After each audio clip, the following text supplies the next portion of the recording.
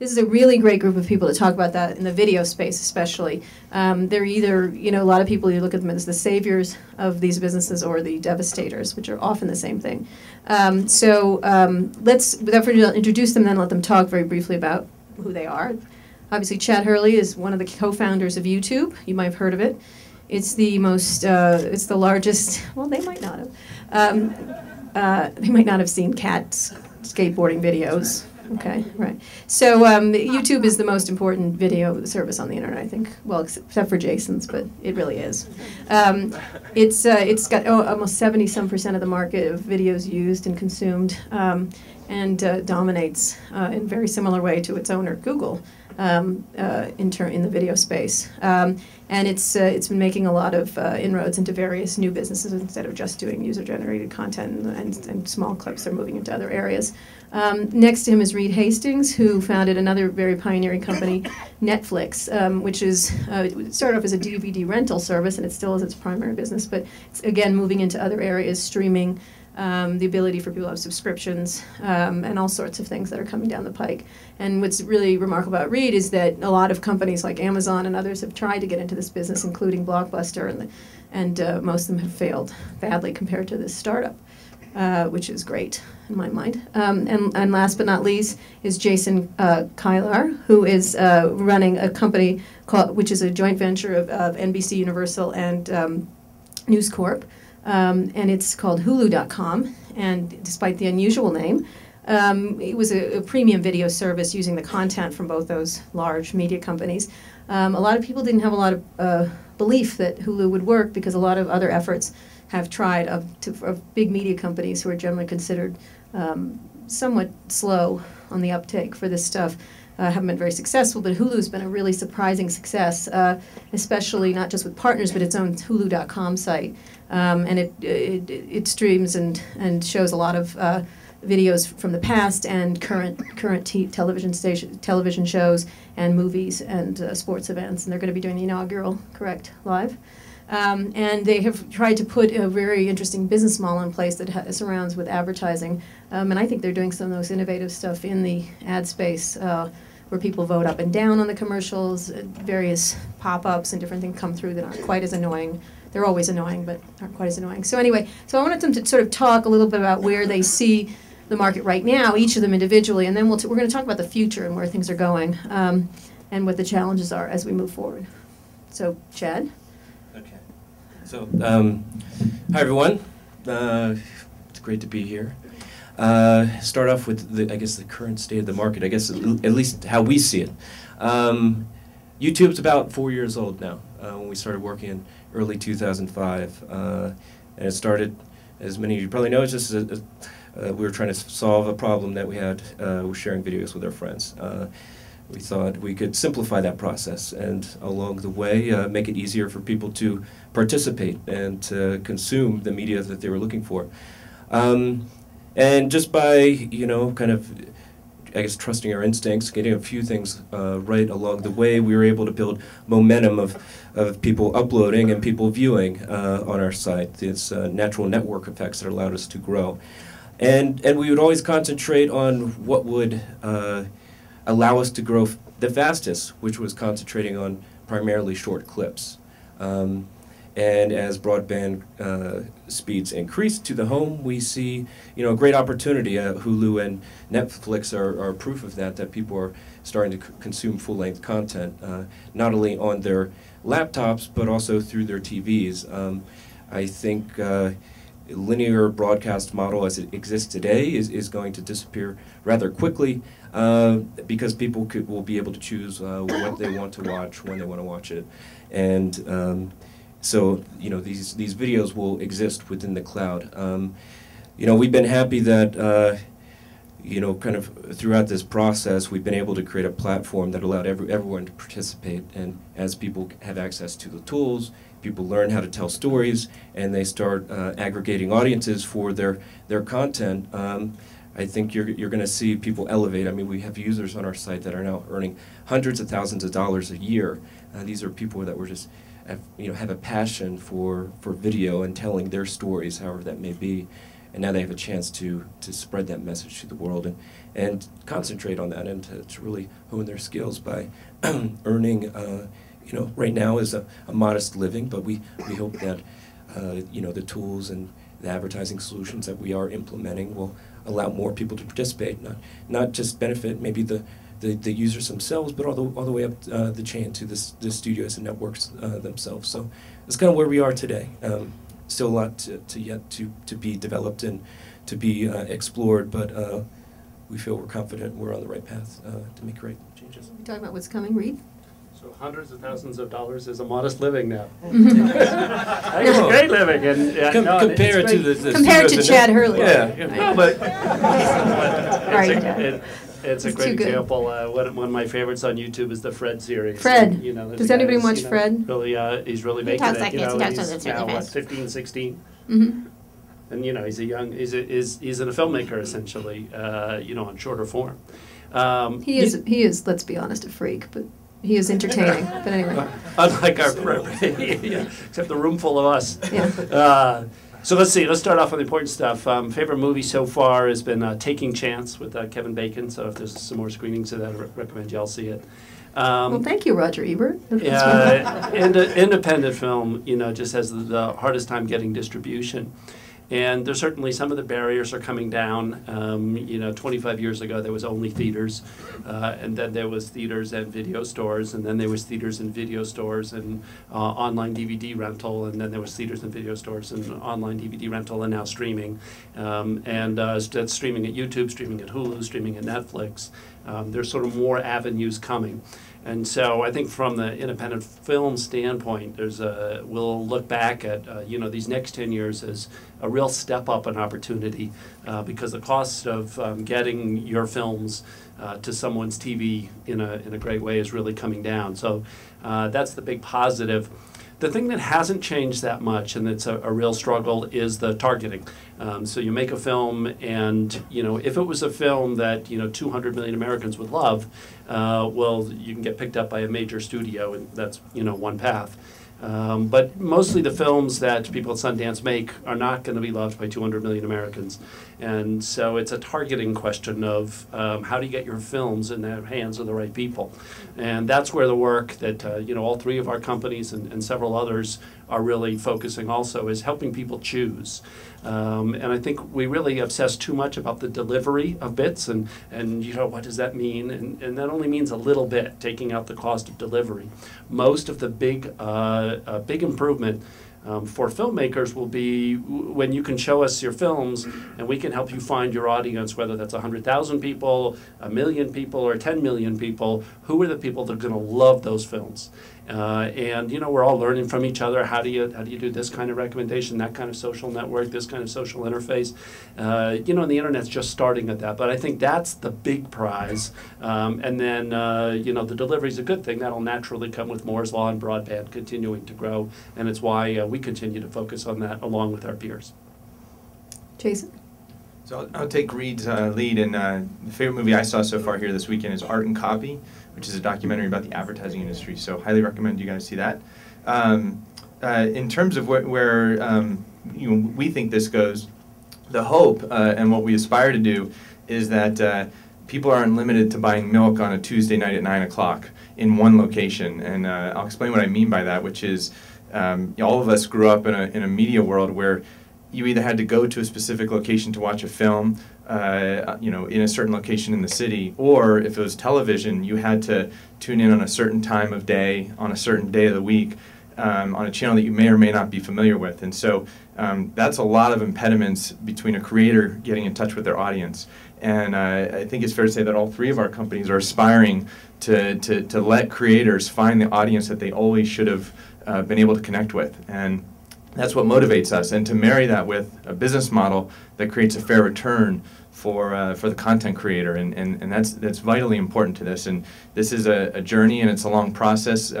Big businesses are not built overnight, and so we're very patient about it, and we're dogged in our pursuit of that. And so that's where I think this goes. If this goes the way I think we all want it to go, the world can find and discover the world's premium content when, where, and how they want to. That's something that'll take a long time, but I do think that that's the way the world is heading. All right, well, that's a big dream. Let me define something. I don't know if you're all as familiar with some of the Silicon Valley likes to create little words all the time. I don't know, what's our new Web 3.0, now that Web 2.0 is in the toilet. Mobile. It's mobile. It's all about mobile.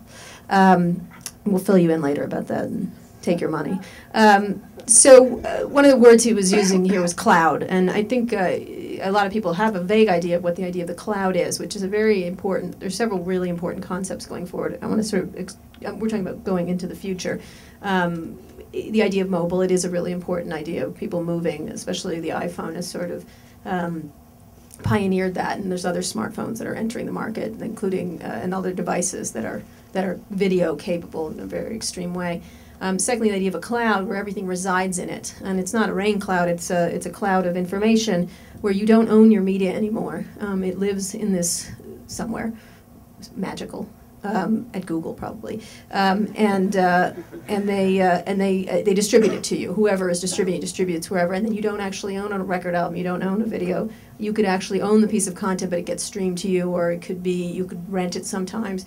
And so the idea of owning physical media going forward is, you know, it's already happened in music, but I think pretty much every media, including the print industry, print newspaper industry, is obviously going to have to live with that. So let's talk about that idea of the cloud, of what happens when you have a cloud, you know, going into the future where you just, you know, it isn't so far from a Star Trek-like thing, you know, show me this, show me that kind of thing. How do you look at the idea of this massive computing residing at these companies like yours? Well, I think, you know, to have the true impact of cloud computing, you need to improve the connections, and I'm not talking about wired connections in terms to the home through broadband connection, but I'm talking about wireless connections. Having your cell phone to be able to stream something at a reasonable rate. I think what the iPhone and other smartphones are showing us that people will consume content on these devices when they have a chance to. It's not just about really the laptop or the TV, but mobile's a big opportunity for us. It's actually one of the largest growing segments of our business is the mobile devices, and that, you know, that's directly that directly correlates to iPhone consumption. But YouTube was one of the first widgets. I think it was delivered with the YouTube widget, and it was. Yeah, I guess you have 10 or 12 of them initially. Now there's 15,000 widgets happening, which is kind of amazing ecosystem being created. But YouTube was the initial partner. Yeah, but I think for you know, really the market where your media exists out there in the internet land is that it needs, you really truly need wireless connectivity wherever you are, and at reasonable rates as well. You know, probably we're down here tonight in this little cave that we probably don't have great connections, but in the future, I think you know, you'll have wireless connections wherever, and you have access to content whenever you want it. Reed? You know, the clouds kind of can be a very abstract concept. You know, 5 years ago, a few people would try to upload photographs and then, you know, email them, you know, to the parents or videos or something. And now, you know, you tend to post them on Flickr or YouTube and then send people a link to it. And that's the cloud. In other words, that you're throwing your data somewhere else and then sending people links to it. And it's a nice thing. It's a nice technology, improves things a little bit. You know, I would say it hasn't really happened to music. I don't know anyone who's got their music in the cloud. Everyone's got their iPod. It's gotten more, you know, local and personal, so that's something. But, you know, if your music's in the cloud, I guess it's a little better. But, you know, it doesn't change any. I don't think the cloud changes anything fundamental for the entertainment industry, or especially for the film industry, but nor for that matter for music. You know, there's a big story about the business cloud, and, you know, there's big revolution there's coming lots in, of clouds. and that stuff, and there's lots of clouds. They've looked at clouds from both sides now. But, you know, I really think from an independent film point of view, not that consequential. I definitely agree with Chad that the infrastructure has to improve so that, you know, the kind of the gold standard is that you pick up your iPhone or your BlackBerry or whatnot and you want to watch a video and there's no latency. And it's a great screen in terms of resolution, and the sound is incredible if you've got your earphones on. That's the standard, and we're not there yet. You know, I'm hopeful, and certainly all the trends suggest that we will get there. But those are the things that are going to make the what's cloud the work much problem? better. I mean, I always like to blame the federal government, which is always a safe bet. But the Obama administration is a little bit more internet savvy, and by this I mean it doesn't take much. They're promising broadband is one thing that they're pushing rather hard. Ubiquitous wireless broadband everywhere in the world, no matter where you go. I'm not an expert in Washington, D.C. affairs by any stretch of the imagination, but if you compare the U.S. versus a lot of other countries that are so much better in terms of wireless infrastructure, I think a lot of it comes down to the incentives that the government put in place for free enterprise to actually innovate and invest in higher speed infrastructure. And so I think that's what the Obama administration is putting out there, which I definitely applaud.